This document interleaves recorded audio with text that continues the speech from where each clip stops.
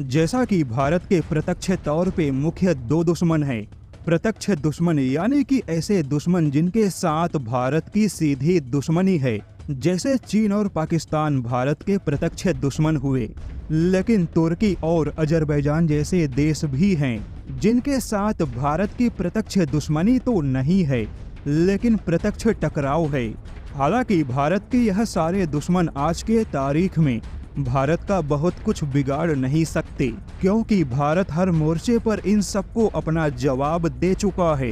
लेकिन अब भारत का एक ऐसा दुश्मन है जो भारत के लिए चीन, पाकिस्तान, तुर्की या फिर अजरबैजान से भी कहीं ज्यादा घातक होगा। भारत के लिए इससे बड़ा खतरा चीन और पाकिस्तान भी नहीं है। यहाँ पर बता दें कि अमेरिका के नए राष्ट्रपति डोनाल्ड ट्रंप भी यहाँ पर भारत का साथ नहीं देंगे।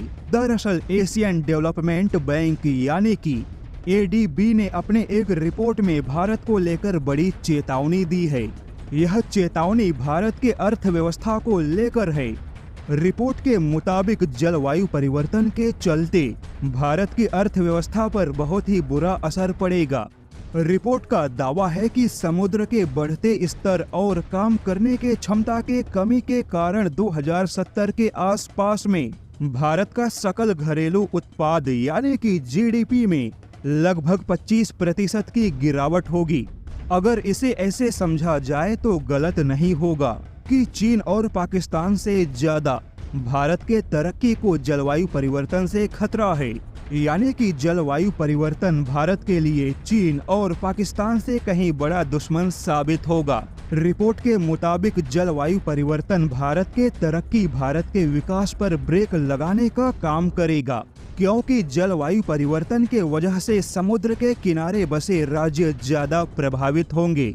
जैसे कि तूफान, सुनामी और बाढ़ जैसे खतरों की वजह से समुद्र के किनारे बसे भारत के राज्य और भारत की जनसंख्या जो कि लगभग 25 करोड़ के आसपास है, ऐसे राज्य और इतनी बड़ी जनसंख्या को बार बार हर साल नुकसान उठाना पड़ेगा।